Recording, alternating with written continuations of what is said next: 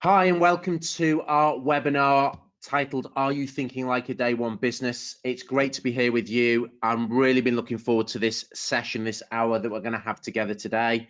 My name is Royston Guest. I'm going to be your coach, your facilitator for the next hour session. 4 key sections we've got for you. I'll talk more about the content in a moment.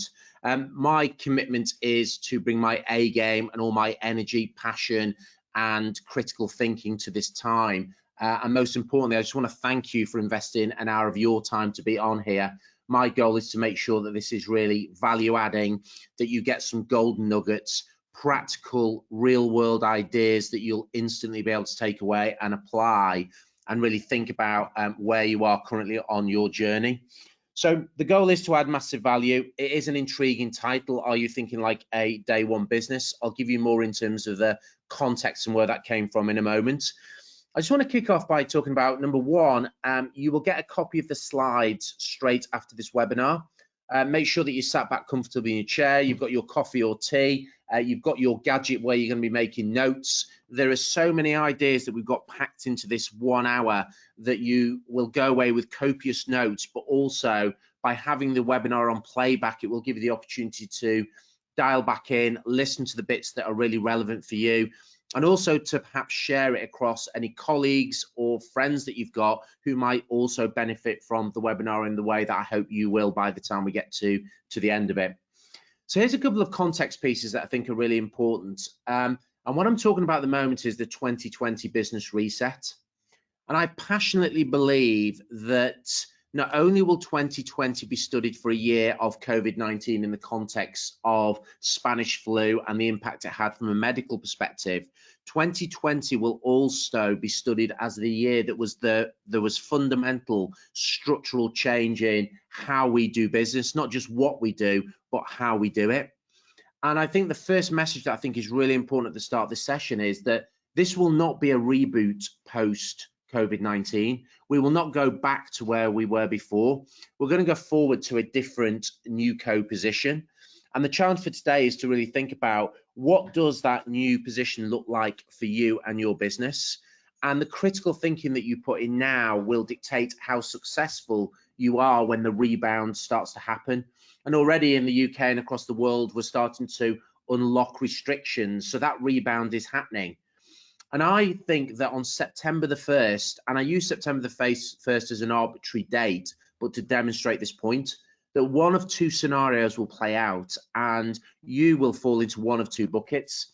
And the first scenario will be the businesses who come out the blocks fast, that have really done their critical thinking, that have their rebound plan already shaped, and come September the 1st, they're into execution mode and they're fast out the blocks. That's scenario one. Scenario two is the businesses who wake up on September the 1st, who suddenly are putting their head above the parapet, wiping off their foreheads and thinking, thank God we survived that. What does the future look like? So firstly, congratulations on investing the time to be on this webinar today, because the critical thinking that we put in now into what our businesses are going to look like and how we need to be thinking, feeling and acting as the leader, because businesses don't grow on their own, leaders grow businesses. And I think we have an opportunity to really put that critical thinking in today. And this session, I hope, will stimulate what some of that thinking needs to look like in order for you to be able to set your business up for success. So not only are you around for the rebound, but you are there to capitalize on what the landscape will look like. And there's no doubt about it. There are undoubtedly industries that are going through a massive challenge in terms of airline industries, tourism, hospitality. But the one thing for certain is there will also be profound opportunity at the end of this for those businesses that are thinking differently, that are relevant, that are agile, and that are resilient. So the route map for our webinar, the focus for where we're going to go is centered around these themes: A, thinking like a day one business, and also relevance, agility, and resilience. So we're going to break the webinar down into 4 key sections to break it into bite-sized chunks. The first we're going to address is, are you thinking like a day one business, and where this concept came from. And my passion is that this stays with you as a question, and questions have got the ability to stop you in your mental tracks and really challenge you to be the best that you can be, and really challenge you to really develop that critical thinking about what success will look like moving forward. So our first session, we'll talk about how you think like a day one business and the context behind that question. And then what we're going to do is we're going to deep dive into each of the 3 subsequent areas, questions centered on how relevant are you in your business right now? What does relevance mean, and how can you really impact and shape your relevance? And I'll share a couple of golden nuggets under that header for you. The section 3, then we're going to talk about how agile are you in a business, as a business, and what does agility as a business, what does it look like, what does it feel like, and what does it act like? And then the final section we'll look at is about how resilient are you, and what does resilience mean? Resilience has become an overused buzzword in management speak, so I really want to dispel the myths around resilience, and actually from a practical perspective, what does it mean in your business right now and for the future? So we've got so much to cover. Let's just hit the ground running and really start to add value. So leaders grow businesses, and cities don't start out big, and neither do companies. They grow. And it's not just about growth at the moment. There are no doubts, and literally for the last 7 weeks, I've literally been working harder than ever, 16 hours a day, working with big companies, small companies, really helping them think about what their business continuity plans need to look like, and subsequently now about what do their rebound plans need to look like, so that they can really come out the blocks fast and capitalize on opportunities. But every business starts out small, and the opportunity is there for all of us. And I just firmly believe that the time is here and now to do the critical thinking. So where this concept of day one business came from was that Jeff Bezos in April 2017 was doing the shareholders report to all the shareholders, his Amazon annual review. And what's interesting was in 2017, he described Amazon as a day one business. And everybody looked at him like he was crazy. So here's your first trivia question on the webinar. When was it founded? And actually, Amazon was founded on July the 5th, 1994, 26 years ago. And it was set up from Jeff Bezos' rented house from his garage in Bellevue, Washington. And his parents gave him $250,000 to set up the business. It started as an online bookstore. And yet, 26 years later, in 2017, Jeff Bezos was describing Amazon as a day one business. And in answer to the shareholders questioning why he was calling it a day one business, this is what he said. He called Amazon a day one business, adding day 2 is status, followed by irrelevance, followed by excruciating painful decline, followed by death. Now, that's very active, dynamic, engaging language and strong language. But I think the point that Jeff Bezos was making was that all the critical thinking, all the skills, the entrepreneurial spirit that had got Amazon to where it was today, if they lost that entrepreneurial spirit, if they started to get complacent, if they started to get lazy, then they would lose their edge and they wouldn't be the business that Amazon had grown into. And I think there's a telling message and lesson in there for all of us, that I think this day one business, this day one mentality, this day one thinking is a great opportunity for us all to press the reset button, that we park to the side our conditioned thoughts about what will work and what won't work, and that we almost reignite that childlike instinct of curiosity, the sense of possibility. And we really start to think about, if we had a blank canvas, if we were day one as a business and we were setting our business up, knowing what we know now, and with the hindsight and benefit of hindsight, what would our business look like? And the challenge is that you could easily just start to tinker with your business, but what you don't do is push through the changes that deep down you know you need to do in order to make sure that you are a day one business, that you are relevant, that you are agile, that you are resilient, and that you can build the business that is relevant for where we are today. So that's the message. I think culturally, if we can all take away this day one business mentality and thinking as part of a 2020 business reset, it will absolutely set us up for success to do the critical thinking that we need to do now. And this is further evidence when you think about a quote that I saw from Yale University recently that talked about the average lifespan of a company listed in the S&P 500 in the 1920s was 67 years. It's forecast to be just 12 years by 2027. So if ever there was a point about the fact that Competitors are waking up. They're starting to get their act together. There are new entrants coming into the marketplace. So growth moving forward, momentum, cadence, rhythm, and how we think about our businesses, and not resting on our laurels or thinking that this is going to be a Ruby reboot or back to where we were before, is so fundamental in pressing that reset button, putting a line in the concrete, and really thinking about what the future is going to look like. And there's no doubt about, when you look about that time shift from 67 years to 12 years, that technology has undoubtedly played its part, the technology revolution. And whichever industries you look at, technology is transforming not only what we do, but how we do it. And I think of technology as being the enabler for us to realize our growth ambitions.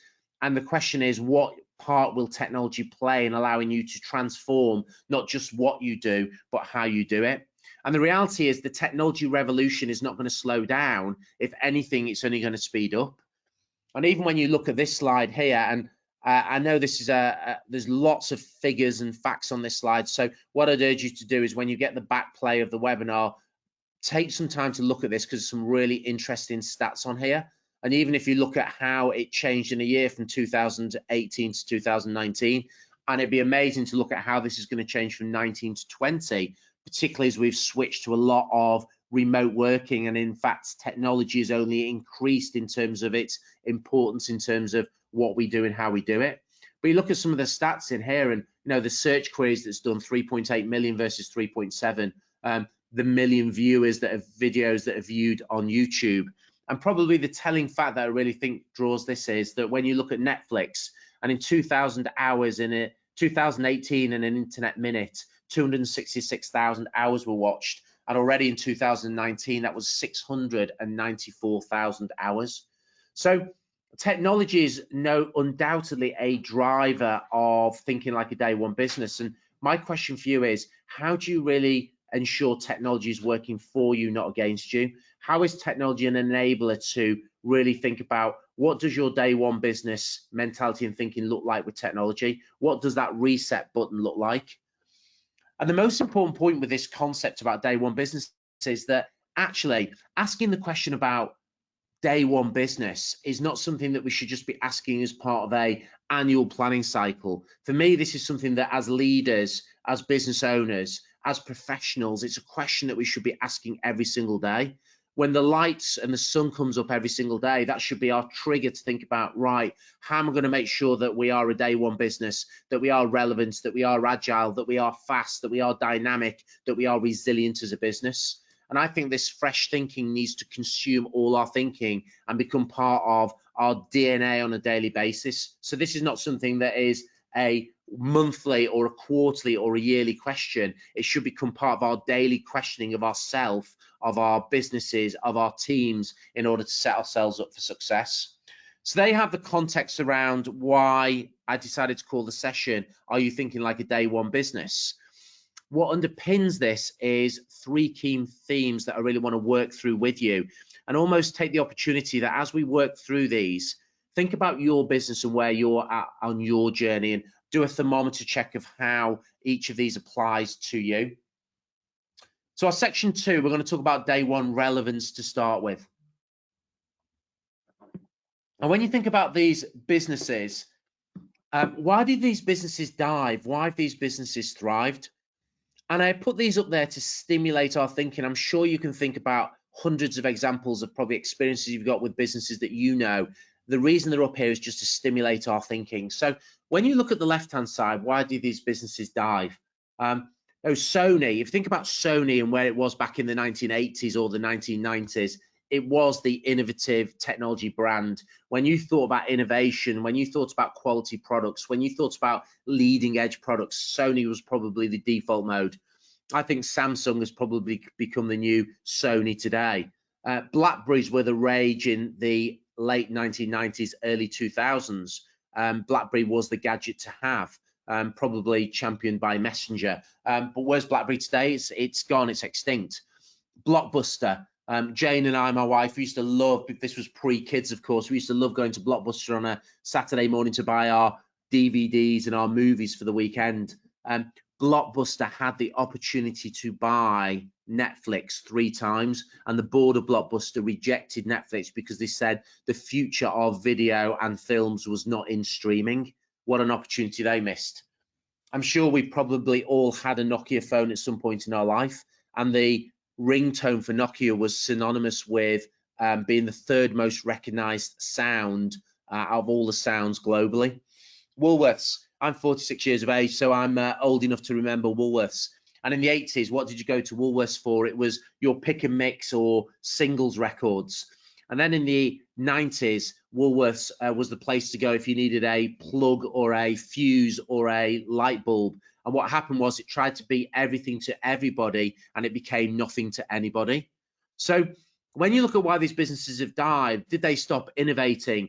Did they lose their relevance? Did they become complacent? Did they not reinvent themselves? And then you flip over to the right-hand side and you see businesses there that are really thriving. Lego has been around for years, and I would challenge anybody in a conversation that Lego is probably more relevant now than it ever has been. And yet it's reinvented itself in terms of Lego movies, in terms of the apps, but the core product hasn't changed. Their partnerships with Star Wars and all the different affiliate partnerships that they've got in terms of bringing Lego to life. I know certainly in lockdown, we have spent a fortune on Lego for our children. I think I should have shares in Lego. But some of these businesses on the right-hand side have been challenged. You know, Apple was 90 days away from going bust. It was literally on the verge of being bought out by some Microsoft systems. But when Steve Jobs came back in for his second tenure as CEO, he went forward to basics, went back to the values, simplified the proposition, and got Apple back to where it is today. So even great businesses on the right-hand side have gone through difficult times. McDonald's has been phenomenally challenged around the quality of its food, obesity, the calories, the sugar, the salt in its foods, but still is as relevant now as it ever has been. So the difference between being on the left-hand side and the right-hand side in terms of diving or thriving is a thin crevice or a thin line. And my challenge for all of us is that it's what we do every single day that will make sure that we maintain our relevance, and we can make sure that we are on the side of thriving as opposed to the side of diving. So when you think about your business, where are you currently on your journey? And you only need to look at Nokia and Apple to see the difference. When you look at their share price in 2000 and in 2020, you see the difference. Nokia's gone on a slippery slope backwards, whereas Apple has kicked on to be one of the most top 3 valuable businesses globally. So when you think about relevance, and I really want to make this practical for you so you can start to think about, okay, Royston, I get the concept, but what does relevance mean to me in my business? And I think relevance is about relevant to who maybe is the question. And it's about where's your current relevance to customers and clients? Are you really the partner of choice? Do people choose you because they have to or because they want to? And we live in a world where the competition is fierce and competition is only going to increase. So therefore, how you create differentiation is about making sure that you are relevant to your customers, that they understand that relevance, that they buy into that relevance, and that therefore it differentiates you as a provider of choice. Your employees, your colleagues, are you relevant to them? Are you an employer of choice? Investors, shareholders, are you an investor of choice? The strategic partners that you work with, your suppliers, the competition, do they look at you as being the pinnacle up there as best practice, and are they trying to copy, mirror, emulate what you're doing because you are up there as the pinnacle of best practice? And of course, relevance also goes beyond the customers, the clients, the touch points that people have with our business. It's about the public perception of your organization and your brand. That could be in your local market if you're a small business, or it could be on a national, or it could be on a global scale. But what is your public perception and your corporate social responsibility and your contribution to your local area? So relevance is a multifaceted approach of thinking about all the different stakeholder groups that you interact with.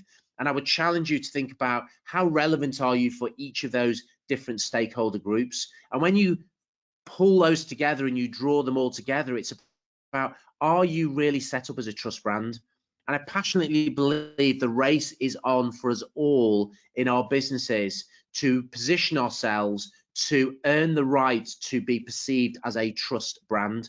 And generally, trust is broken across the marketplace, and you earn trust through your transparency in what you do, the consistency in what you do. Trust is earned. None of us have got a God-given right to it. So the first point of relevance is to really think about your different stakeholder groups and who you are relevant to. The second thing I think, which is really important for relevance, is that relevant businesses think outside in, not inside out. Let me say that again, because it is so fundamental to the whole essence of relevance, that relevant businesses think outside in, not inside out.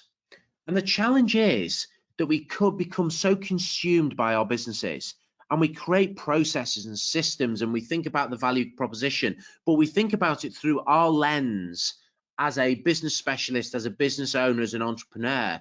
What we don't do is think about our proposition, our business, and how we are building it, and how we're creating our products and propositions through the lens of our customers and our clients, where we're constantly challenging ourselves to think about, what does this mean for our customers? And if you were looking at our business through the customer's lens, how would that change your thinking about how you set your business up, about how you create your products and services, the language that you use, your positioning? And great businesses, they think outside in, not inside out. And I'm sure we've all heard the expression B2B, business to business. And are you in a B2B market, or you are B2C, business consumer? And unfortunately, this is not an original take on this. It came from Alibaba, who are probably the Amazon equivalent in China of the Amazon platform, a huge business. But what differentiated Alibaba was that Jack Ma, when he set the business up from day one, he built the business on the DNA, on the philosophy, on the principle that it is a C2B business, that we never lose sight of the most important person in our business, which is the customer. And we design, we build, we think about our business in terms of how it serves the customer. So I think maybe a takeaway for you today, a practical quick win, is that how do you introduce that language into how you think about your business as a day one business, how you implement that language into your business thinking, into your business plan, into your strategy, where right at the front end you say, are we a C2B business, and are we building our business outside in or inside out? And if you're scoring yourself on a scale of 1 to 10 about how effective you think you are with that principle at the moment, 1 being low and 10 being high, where would you honestly put yourself if you were being brutal, if you were being challenging of looking in your own mirror and really challenging yourself with that principle?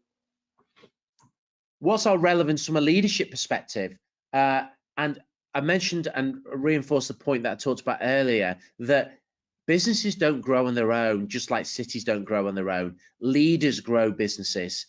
And how we show up as leaders, how we show up as business owners, how we show up as business professionals will absolutely dictate how successful we are in the new world, in the reset, and what our business looks like moving forward. And I think this example of classic economics versus behavioral economics demonstrates the importance and the shift of where our priority and focus needs to be from a leadership perspective. And particularly when you look at behavioral economics, and I was brought up in classic economics, but it's about that mental shift and switch that we press in our mind, that particularly with the younger generations coming through, mission and purpose is really important. People want to come to work every single day knowing that they are doing meaningful work, where they are adding value, where they are making a difference, where it's beyond and above just a job, that it is purposeful, that it is value adding, where they're making a difference. So what is your compelling mission and purpose that you're creating as a day one business? What is that North Star that you're aiming for? And that compelling mission and purpose is like infusing work with purpose and meaning. And the moment you get that right in your business is when your people, stakeholders, shareholders, suppliers, strategic partners, they connect and engage with you, not just from a logical head perspective, but from an emotional heart perspective as well. That it is in behavioral economics about career development. It is about setting yourself up as an employer of choice, that you see your role as a leader as more of the coach, that you are focused on the ongoing conversations and making sure that you are delivering inspirational and developmental feedback, that you play to people's strengths, And most importantly, and I think a leadership trait that is so important today is that you are genuinely being empathic, that you genuinely care about your people, and that you are vested in their broader life and well-being, and that they know that, they appreciate it, and it is part of how you set the culture up within your business. So relevance as an organization, relevance as a business, but I think it's important that today we challenge ourselves on how relevant are we as a leader? Do people follow you because they want to, or do they follow you because they have to? A clear distinction and difference between the two. This is a signpost for you that we did a leading remotely webinar all about leadership and how we lead in the current climate that we're in. If you go onto roystonguest.com and go to the resources area, it is an on-demand webinar that's available for you now. So if you've not seen that webinar, it's free. It's another value add for you. It's part of us throwing the boomerang out there. Please make sure you go and dial into it. It's the 5-5 framework, 5 principles, 5 ideas that sit under each, and it will build on what I've just talked about there in terms of our relevance as a leader. So just go to roystonguest.com, go to the resources area, and you'll be able to get that webinar. So as we think about relevance, let me just summarize it like this, that from a leadership perspective, from an organizational perspective, relevance is something that we should be challenging ourselves on a daily basis. And if you look at some of these people and organizations here, Lego has been around for years. It's still a privately owned company. It's gone through its challenging times, yet it's probably at the pinnacle of its relevance today more than it ever has been in its whole history. But we've got to constantly be reinventing ourselves and making sure that we constantly keep challenging our relevance. Now, who's the lady in the bottom right-hand corner? Madonna. How long has she been in the music industry? Somebody said to me the other day, too long, Royston. But it's actually over 4 decades. And here's the deal, that when we get out of this COVID-19 crisis and concerts and tours get back available, imagine Madonna was announcing a global arena tour and she was selling out arenas, and in your local area there was tickets on sale. And if they went on sale with Ticketmaster, how quickly would they sell out? She still sells out arena tours. She's still relevant. But is she doing the same things today that she was doing back in the 1980s?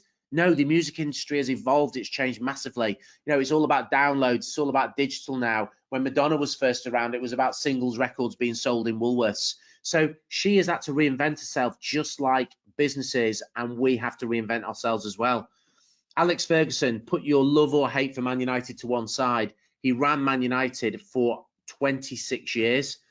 And they talk about over the 26 years, he rebuilt the team on a 5-year cycle. So he's constantly challenging himself. He was having to reinvent the team, reinvent the ways of what he was doing and how he did it. So I put these up here to stimulate your thinking. And my final question to draw relevance to conclusion is probably centered around this question, that is mentality and thinking accelerating as fast as the revolutions and the pace of change around us? And if we were to make that question even more pointed, my question for you is your mentality and thinking accelerating as fast as the revolutions and the pace of change around us? So the day one business mentality and thinking with this first principle, the first key theme that we're talking about relevance, how do we really challenge our relevance? And that is about having the growth mindset. That is about learn something new every single day and challenging ourselves to be the best that we can be. Success in life is 80% psychology and 20% skill. So what is so important at the moment is the critical thinking that you're putting into your input bowl. And where are you on your journey with the growth mindset? And the story example I think that really demonstrates this point is if you've watched the Blind Side movie, and if you've not watched it, I'd urge you to go and get it on Netflix. It's a true story, great movie. Sandra Bullock is the lead actress in it. And she adopts Michael Orr, who goes on to be one of the best players in the NFL series. He's a homeless boy. And there's lots of moving clips in the movie. The reason I share it with you in the context of relevance is simply this, that there's a clip in the movie where Sandra Bullock is dropping her birth son and adopted son off at school. And as they climb out the car and they're walking up the pathway to go into the school building, she shouts out to them both, "Learn something new today." And as soon as I heard that, it triggered something in my mind that just thought, learn something new today. That is not just a lesson for when you're a child or when you're going through formal education. All the high achievers that I've ever met over 2.5 decades of doing what I do, they have an insatiable thirst for learning, for knowledge, for challenging themselves to be the best that they can be. And my challenge for so many of us is that we've just stopped growing, that we've become complacent, that we've got into autopilot mode, that we've become lazy. And my challenge for each and every one of us, that part of the day one mentality and day one thinking, part of relevance is about switching off your autopilot, starting to live with conscious, deliberate intent, putting yourself in your driver's seat of your life, owning your actions, your results, and what you achieve. And through the journey of doing that, really triggering and reigniting your growth mindset and learning something new every single day. And absolutely, the success of your business moving forward, the success of you in terms of your own personal relevance, and then subsequently the relevance of your business will be in direct correlation and proportion to how fast you ignite and drive your growth mindset to make sure that you are fresh, nimble, relevant, agile, and resilient in your thinking. So there you have it. Let's press the pause button for a second. I'm going to have a slug of coffee. Hopefully you got value already. We've talked about the concept of day one business. We've talked about relevance. We're now into section 3, where we're starting to talk about agility. And what does agility mean from a business perspective? What does agility mean as a day one business? So my question is, irrelevant of whether you are a huge business that employs thousands of people and operates across the world, or whether you're a small SME business that's been going for 1 year, 5 years, 10 years, the principle, this question still applies. And the question is simply this: are you a tugboat or are you an oil tanker? And the question tugboat oil tanker starts with your thinking. How agile are you in your thinking? And if Jeff Bezos was on this session with us now, and I perhaps posed the question to him and said, Amazon, Jeff, is it a tugboat or an oil tanker? I'm sure his response will be, actually, Royston, we're both. We've got the benefit now of being the scale of the oil tanker in terms of what we do, and Amazon's got the scale. But because of his announcement in 2017 and his challenge that we're a day one business, they are agile in their thinking, that they still got that tugboat mentality. And it's really important that we really think about the agility in our thinking, but then how that translates into our business is about being an agile business, where we can be fast, where we can be dynamic. I mentioned earlier that the competition will wake up and they will start to get their act together. There will be new entrants who come into the market, who see business opportunity, who come into the marketplace and are trying to steal your market share. And either you will become irrelevant, or you will absolutely challenge your relevance, and you will start to become really agile in your thinking, in your feeling, in your action, in your behavior, and how you set your business up for success. So the question is, if you want to be more like the tugboat as opposed to the oil tanker, what are the principles that you really need to be thinking of in order to be an agile business? So the first is simplicity is genius. And a lot of the principles that I'm talking about today, they're not rocket science. They're just sound business principles that will allow you to set your business up for success. And in the context of simplicity is genius, I think we have an innate ability as human beings to over-engineer and make life more complicated than it needs to be. My question for you, would you agree with that statement? You try and change your utility bill, or try and change supplier. You try to move from one bank to another. You try to set up a business, or all the paperwork and the bureaucracy that we've got in play now. We've made life and over-engineered and make it more complicated than it needs to be. So in thinking like a day one business, the one thing I'd urge you to do is to walk through your business through a lens of and principle of simplicity is genius. What is the language that you're using in your business when you communicate? Is it language that everybody will understand? Have you introduced processes, systems, procedures that actually slow your business down and make it more clunky than it needs to be? Where have you introduced measures or KPIs or reports that people need to produce that actually nobody looks at, they don't add value, but they consume people's time in terms of doing them? Where have you put blockers in place that actually stops your people doing what they do best and adding value to clients? And I'll give you a really simple example of this. I remember doing a work with one of the banks, and it was a private bank. And over a period of 5 years, what this bank had done is they'd done a series of acquisitions. So they bought books of business and they'd incorporated those books of business.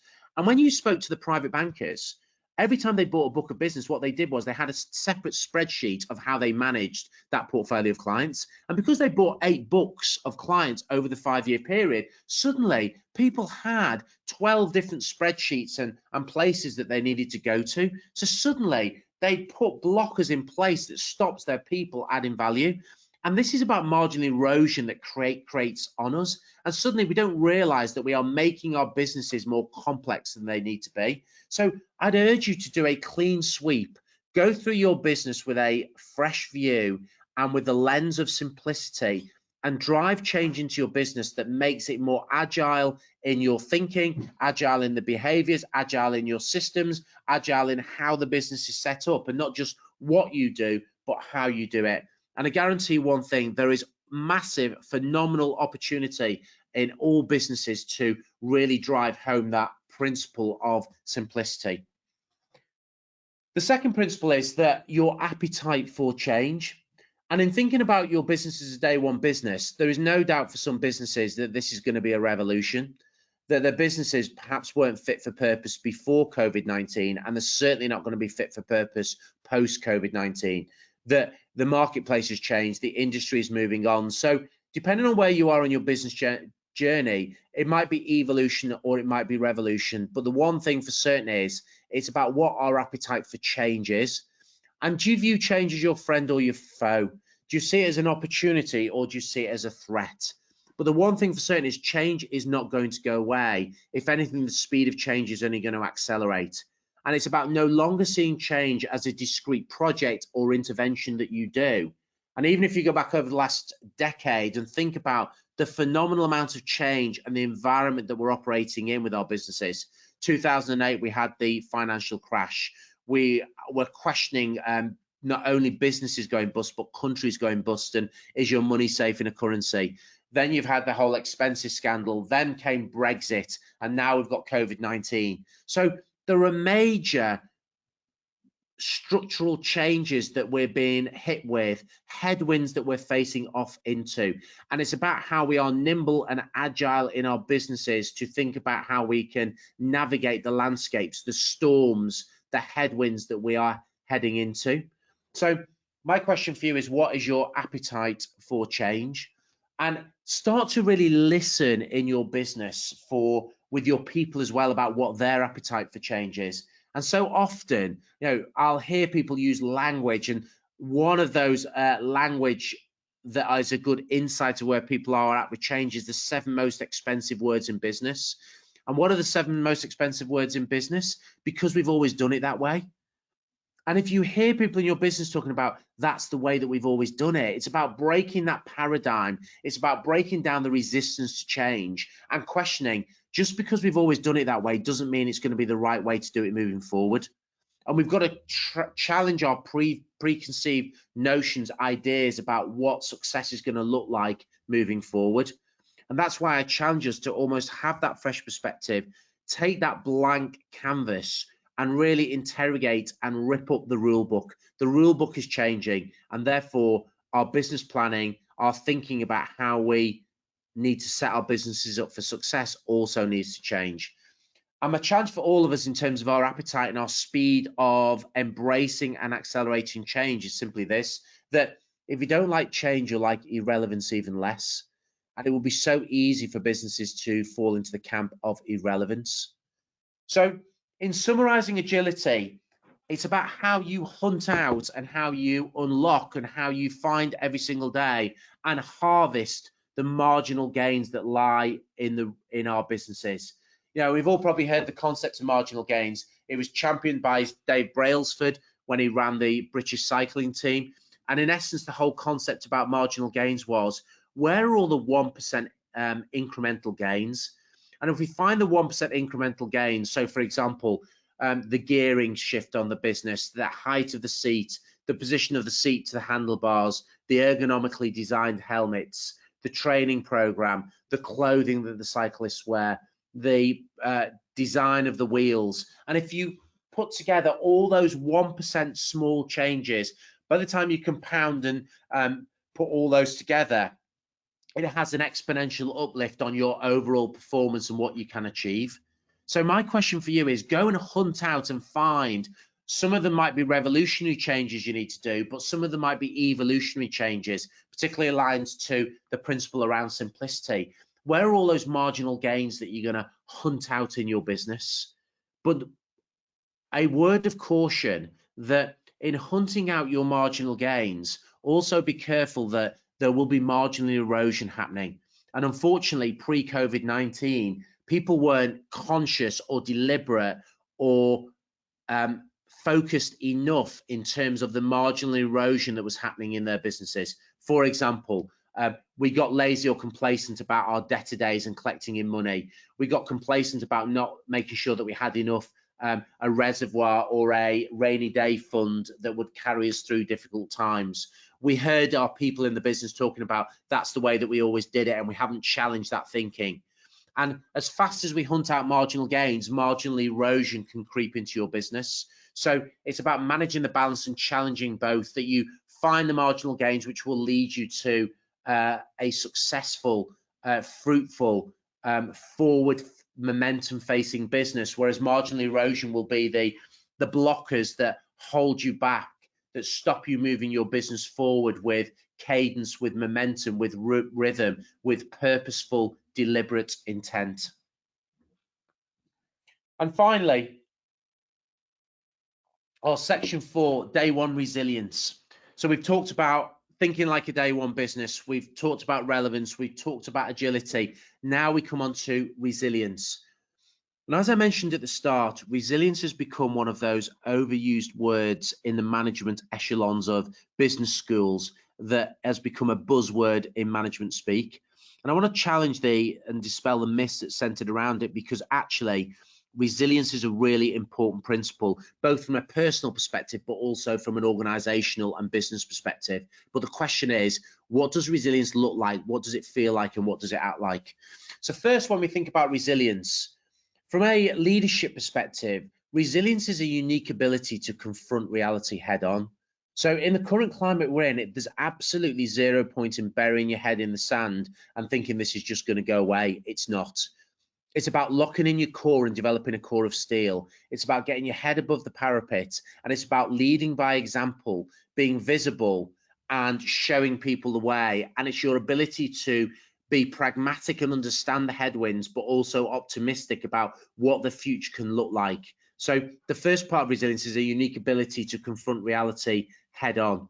The second is about that level of optimism that you still maintain, that an unwavering belief in your purpose, that life is purposeful, that if you really think about what you do and how you do it, that you really challenge about the relevance that you can have moving forward.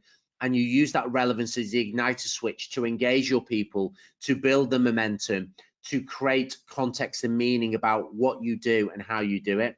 And then finally, resilience is about, from a personal perspective, is about an uncanny ability to improvise and adapt. There are so many great examples of what businesses have done and how they've reinvented themselves in a COVID-19 environment to improvise, adapt, to change and almost do a sea change, a 180-degree turn in terms of what they do with their business. So, for example, there's the ticket business that suddenly has set up a website that help local businesses to get food out, food banks to supply the local economy. There's so many businesses who are doing great things and reinventing themselves. And that's about that uncanny ability to improvise, adapt, and be agile, not only in thinking, but how you set your business up. So that's resilience from a personal perspective. The question is, what does resilience mean from a business perspective? How can we make this real? How can you go away from this webinar today and really future-proof your business and really build a business that will be resilient, that will be able to absorb the shocks that come in the future and make sure that you are able to not only survive, but that you are around to be able to thrive and capitalize on opportunities. So the first distinction is this, that from a business perspective, resilience is not a singular thing. It's a multifaceted, integrated way of thinking and acting and how you set your business up for success. So nice, Royston, fancy set of words, but what does that really mean? This is what it means for me. Number one, it's about how you manage your customer concentration risk. And particularly small businesses have got an over dependency on a number of key clients. And it might be that 80% of your business comes from only 20% of your clients, or it might even be that 80% of your business is coming from one client. So when you think about a day one business moving forward, how are you going to reduce your customer concentration risk and make sure that you have a broader platform of customers and you reduce your dependency on a couple of critical customers? Resilience moving forward is about the 80-20 principle related to profitability. And just like customer concentration risk, is it that 80% of your revenue or even profitability is coming from 20% of your customers or clients? Again, how do you reduce that dependency in a NewCo world moving forward? How are you going to spread that base so actually if you lose one client, it doesn't have a dramatic, profound impact on your ability to do business, your ability to survive at its foundation, but also your ability to thrive and kick on to the next level? That resilience is about making sure that you've not got key concentration risk in people and that you're not dependent on just one or two people.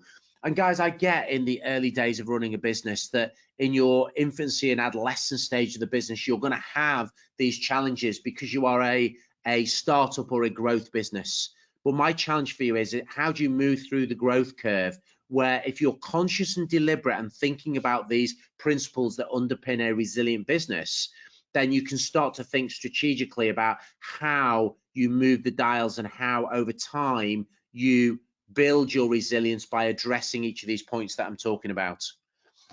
Over-engineered processes, procedures, and governance can reduce your resilience in terms of your business. You might have over-dependency on products or services. It might be that you've got one or two key product lines, and you can see how these start to work. You've got over-dependency on products or services, so 80% of your business is in one or two product lines that in turn are supplied to a small concentration risk of customers, and therefore your revenue and profitability is not only related to a customer concentration risk, but it's over dependency on products or services. So you can see how you've got to spread your base in order to build your resilient business. You might be dependent on key vertical markets and only serving one market sector. So for example, I know a lot of businesses that are purely focused on the retail market. And of course, retail has been one of the significant industries impacted by COVID-19. So therefore, if you only serve that market, then your business channels to market and revenue lines can be massively impacted. It could be that your channels to market, that you are traditional bricks and mortar, and so many more businesses have really had to activate and really get the digital strategy right and think about the broader channels to market and more of an omni multi-channel approach to going to market. And finally, it could be that that you're taking care of the here and now, but you've also got to be focused more on medium and longer term success. And at its base level, if there's one thing I think we can all learn from this current crisis, it's that we need to build a rainy day fund.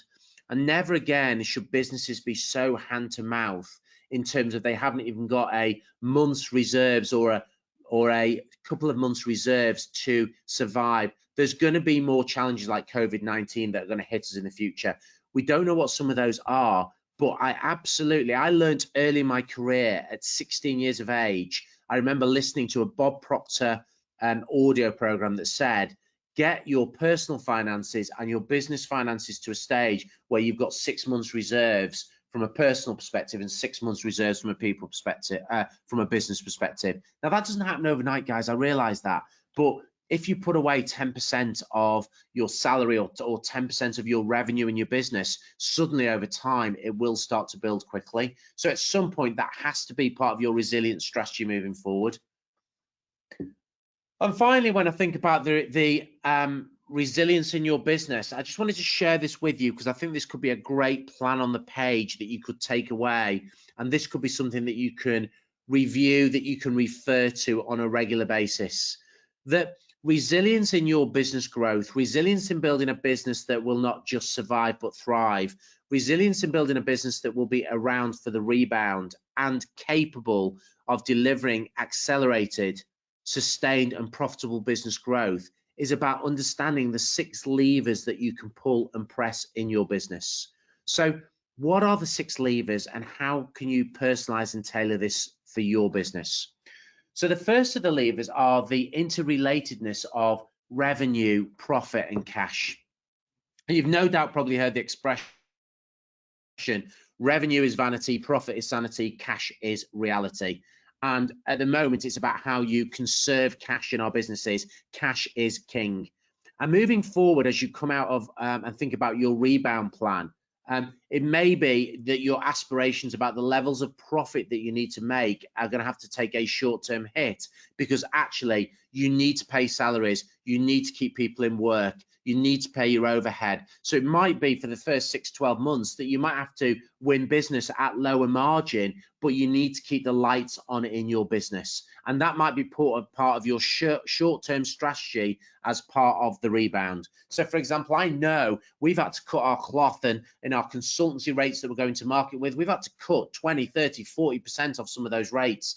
And I know so many businesses are having to reduce their profitability in the short term just to survive. So it's about understanding the interrelatedness of, you cannot expect to be making the same margin, gross profit, net profit in the current climate that perhaps you were making before. If you are, fantastic, celebrate it, but that is not going to be the norm for so many businesses. So many businesses are in survival mode. So it might be that you've got to lower your margins just to win business and get revenue coming through the door, because what revenue creates is it generates cash, and cash is your oxygen that feeds your business. And the one thing for certain is you need to be really tight in managing your cash days. And it might be that you give away margin or profitability in return for people paying you quicker, so you can get revenue through the door and so that you can generate cash. So we could spend hours talking about this, but in my message and point on our webinar today is that you just start to be conscious and deliberate about understanding the formula, the recipe, and the interrelatedness, and how you're going to work revenue, profit, cash in your recovery plan, in your bounce back plan, in your rebound plan moving forward. So they're the first 3 levers that we've got to pull and press. Then when you come to the motorway lanes, in the slow lane, it is about proactive leadership of the cost base. And we've got to right size our businesses and understand what revenue and profit is going to look like moving forward. How do we make sure that we right size? Where are the costs that you can take out your business? Where are all those standing orders and overheads that you've got? Where can you cut cost out? People might be one of your largest costs, and unfortunately it might be that you need to cut some people cost out, but where are the temporary labor that you're using, or short-term contracts in terms of that you've been outsourcing? We have to get control of our cost base and right size our businesses for what the landscape is going to look like for the next 6, 12, 18 months. And then as we start to get a solid platform from which we can grow, we can start to then think about how we build. What are you going to do to drive top line profitable revenue growth? And as I mentioned earlier, profitable might not be the key focus at the moment. It might be about revenue growth. You don't want to be losing on your revenue, but absolutely it might be about driving revenue in, because that helps with your profitability. That helps with your cash management. So we've got to get revenue in through the door. And what are the revenue generating strategies that you're going to be focused on? And then finally, what we've got in the middle lane is how you really address the productivity challenge. And the one thing I'd absolutely take peace of mind in is that the team that we have at Pathways are fantastic. How they have rolled their sleeves up and gone the extra mile, the hours, the commitment that every single person has put in to recognize that we all need to get in the trenches. We need to roll up our sleeves, and we just need to put our foot to the metal. And it's about how you really inspire and generate that commitment, that passion in our people to really be productive and drive the productivity challenge. And it's the culmination of the 3 levers across the top: your revenue, profit, cash, working with proactive leadership of your cost base, managing and driving your top line revenue growth, and optimizing your productivity in the middle motorway lane, that will help you to create a rebound plan that will allow you to build a resilient business. And finally, how do you future-proof your business for accelerated, sustainable, profitable growth to not only survive but thrive, where it is built for enjoying greatness? The final principle in resilience is about how you really put on your productive paranoia hat. And productive paranoia is an interesting choice of language. Paranoia is normally a word that's probably associated from a negative perspective rather than a positive perspective. But when you bolt it together with productive paranoia, and this is where you put your black hat thinking on. And it's interesting in our household because I'm the eternal optimist and Jane, my wife, is the optimist, but she is really balanced because she will put her black hat on and she will think about, right, what is the worst possible scenario? If we didn't earn revenue for 3 months or 6 months, what would that mean? If we didn't earn any salary or revenue for 12 months, what would that mean? How would we survive? What would we do? So I think productive paranoia is a great skill where we get on the balcony of our business, that in order to think like a day one business, that we are scenario thinking about the what if and possibility thinking of what if this scenario plays out? What if this happens over here? So when you do think about your rebound plan, when you do think about your day one thinking and your sense check around relevance, agility, and resilience, when you've got your plan, then with a member of your team or somebody who will challenge the black hat thinking, interrogate your plan, rip it to pieces, do the what if questions against it so that you can really stress test the integrity of your rebound plan that you are creating. And then finally, in the agility and the resilience, the great news is that plan A might not be the plan that works, but the great news is there's 25 more letters in the alphabet. And in productive paranoia, it's about making sure that you've created your plan B, your plan C, that you are agile in your thinking, that you're not placing all your bets on one holy grail, that you've got a number of pathways, that you've got different strategies, that you've got multiple ideas that you are testing and running at the same time in order to be a day one business, in order to be relevant, in order to be agile, and in order to be resilient. So there you have it. I told you it was going to be a blast. It was going to be a fast-paced webinar. My challenge as we come to the end is to really think about what is the 2 or 3 golden nuggets that you've taken away from this session.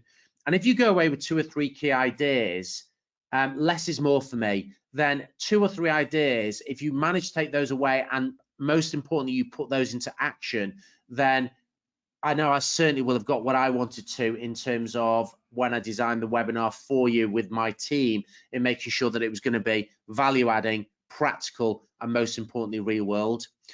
So when you think about 2020 Business Reset, there's another 5 questions that I think just help to summarize. How can I make this obstacle the challenging environment that we've been in? How can you make it the greatest thing that ever happens to me? Now, that's a bold, audacious question, but when we experience challenges in life, they make us go deep. And I absolutely believe that we will come out the other side of this smarter, better leaders with better businesses, adding more value to customers and clients, and definitely more resilient businesses that will stress test and will be more resilient moving forward. How do you really think and get ahead of your industry or marketplace by asking the question, how will it operate in 3 months, 6 months, 1 year, 5 years time, that you really are thinking like a day one business, and therefore, how do I need to set my business up for success? How do you need to be thinking, feeling, and acting as a relevant leader to be relevant, resilient, and agile as a leader? What will your business need to look like, feel like, and act like to be relevant, resilient, and an agile business? And I think this final question is just such a provocative, profound question, that knowing what you know now through your experiences of COVID-19, through all the learning that you've done through this time, and through the webinar that we're talking about today, if you press the reset button, how are you going to redesign and build your business moving forward? Is it a revolution? Is it an evolution? What is that going to look like? Knowing that if you don't embrace change, then irrelevance you'll like even less. On the other side of COVID-19, we will not go back to where we were before. We will go forward to a different place. Are you and your business going to be ready? So take action, achieve more. This is all about action. I'd urge you to block out some quality time off the back of the webinar or in your diary, block an appointment with yourself so that you can go back through the slides. You can re-listen to the webinar in conjunction with all the notes that you've made, and you can really start to think about day one business, relevance, agility, resilience. I hope that language will start to become now part of your DNA, part of your critical thinking, and how you'll set your business up for success moving forward. And moving forward, each day is about thinking like a day one business. It consumes our thinking when we wake up.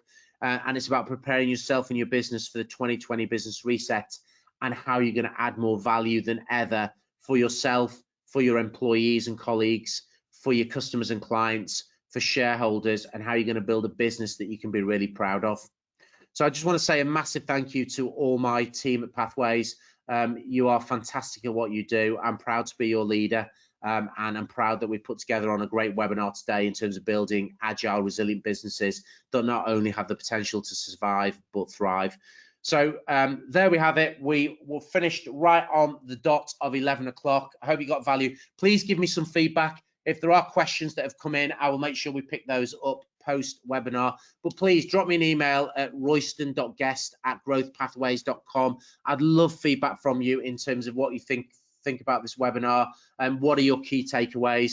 royston.guest@growthpathways.com. Please drop me a message, and please make sure that you share this webinar. It's going to be available on demand on roystonguest.com in the resources area. So if you think there's friends or colleagues that you think will benefit from this webinar who weren't able to attend today, if they go onto roystonguest.com, they will be able to get it there. And please make sure you link in with me on LinkedIn, that if you're on Facebook, you follow my official page, because we are doing FB Lives every single day at the moment to add value.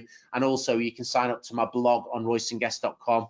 All the stuff we're doing at the moment is free, it's value adding. We're just throwing the boomerang out there to help you be a resilient leader, but also to build better businesses. So for me, Royston Guest, your success coach, thank you for investing the time. Hope you got value, and I look forward to spending more time again with you in the future. Goodbye for now.